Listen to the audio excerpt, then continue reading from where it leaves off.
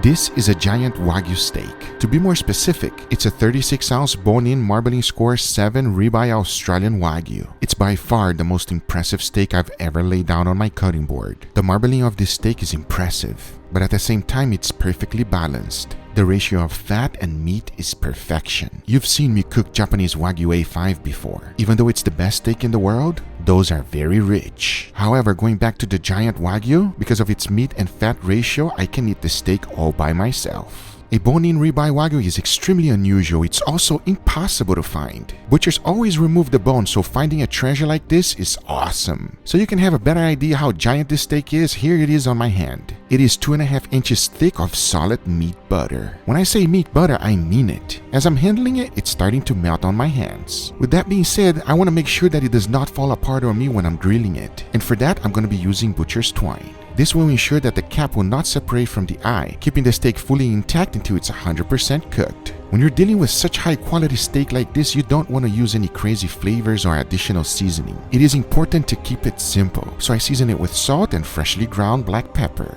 Since the steak is so large, I like to season my board and roll the edges to ensure everything gets seasoned. The last thing you want is to unseason a beautiful steak like this. To enjoy this behemoth of a steak, I'm also going to be making a delicious bacon popper that are extremely easy and fast to make. I'm pretty sure once you make it once, you're going to be making this all the time. And here's how to make them. Start by cutting mozzarella in small cubes. To be more specific, I cut them in 1 inch thick.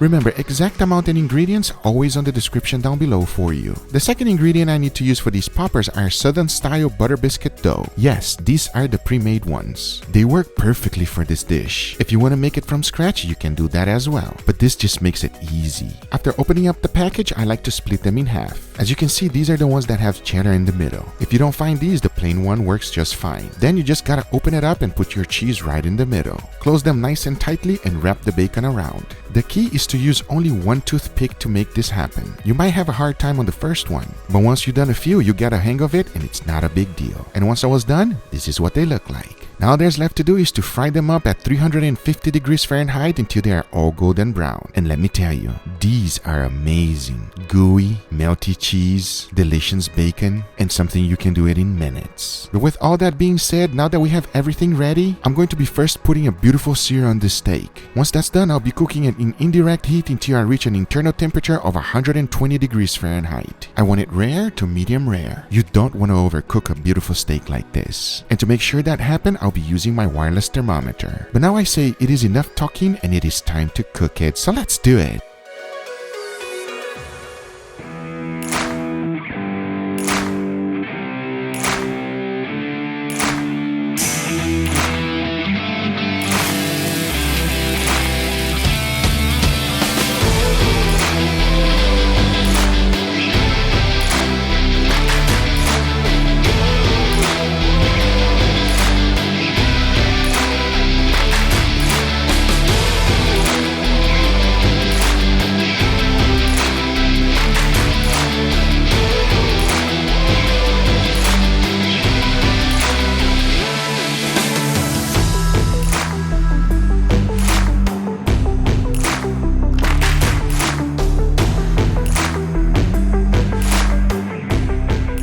Alright everybody, this is our beautiful steaks and our little poppers here. What do you think, Angel?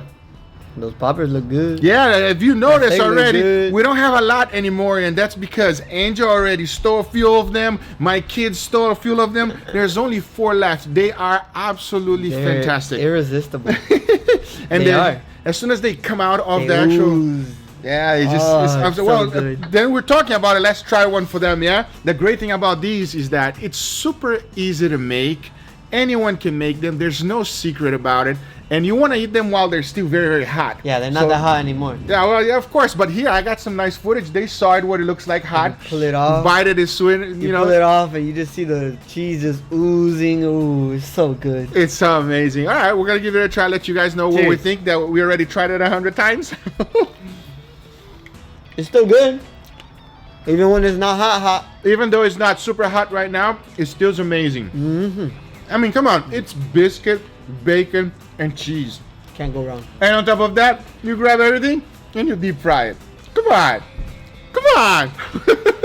If you don't think this is amazing, then I don't know what it is. Okay, enough with the poppers. Let's leave that to the side because I know they're fantastic. Let it go. Yeah, we don't have that many anymore. Anyway, we have a beautiful steak here. Are you ready to try the steak? Yeah. You know what this is? Tomahawk? Yeah, bone-in ribeye. Now, what kind? I don't know. What's Kayla's favorite steak? Kayla's is his girlfriend, by the way. Australian score 7. Australian marbling score 7. Well, there you go. I thought they didn't make it with the bone in. That's right. I told you that they don't make it with the bone in, and the reason being is that, think about it. If you're gonna pay some good amount for the steak, then you have the bone. It's not very popular, right? So normally they just shave the bone off. That's why you don't see Japanese Wagyu A5 with bone in. But we got lucky because I have the right connections, aka my meat dealer. He hooked me up. Emilio! My Emilio hooked me up. Anyway, we're talking too much about this steak. Are you ready to try it? Oh, I'm gonna go right here. Let's go in. Get the first. This is like, you know, all right. When you're cooking this high grade of a steak, you cannot cook it medium or medium well. It needs to be either medium rare or rare. That's how I feel about it, because if you cook it medium or well done, then you just, you know, gonna lose everything. I like that medium rare area. That little area is good for me. I thought you were gonna say medium. I was like, what? No. You took a while to say medium rare. Medium rare. Medium rare. It has to be. That's my section. That's medium rare to rare is me. Some depending on the steaks, I like it rare, and most of the time I like medium rare, just like this. Anyway, yeah, medium rare is my spot. Medium rare is the way to go. Don't overcook this steak ever, everybody. Cheers, buddy. Cheers. Oh. That is meat heaven. No, it's delicious.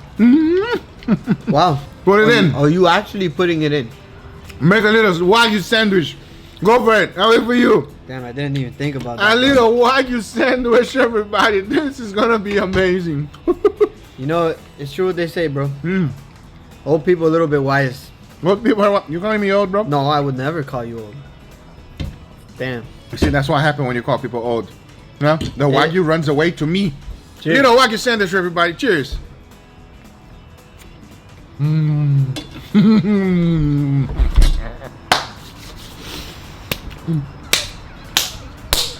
That is amazing. Okay, I'm gonna say this right now. Tell me. Wagyu, whenever you make it, usually you want to make it with something that'll go good with it. Yeah. So you can have a little meal. Exactly. Right? You can't go wrong with rice. Rice is always a perfect mix. Rice is always the bread and butter, pretty much. Yeah, for Wagyu rice. I agree. Period. But a close second, if you ask me, is anything with bacon. I agree. Anything with bacon and you add it to the Wagyu, I think that's an awesome combo. Wagyu, I don't know, maybe it's just me. I just think it's such a good combo. The deal with Wagyu is that it has a lot of fat. You guys saw it, extremely juicy and a wonderful steak. So having something else that will absorb all those juices and make it moist, like a bread or pão de queijo, or or you know, like Angel said, rice. That's why Japanese people do it. They know how to do it correctly. They put always wheat with the rice because it absorbs those juices and it makes a wonderful combination. And doing a little something like this, I think it's perfect because this is a showpiece steak, right? You're not gonna eat this steak by yourself. It's something for you to try it and enjoy with your entire family. Making little poppers like this, it will actually last a lot more. One steak, you can have like, you know, 6-7 people tried. Or maybe just one Guga, you know? If it was a Japanese Wagyu A5, we couldn't finish it.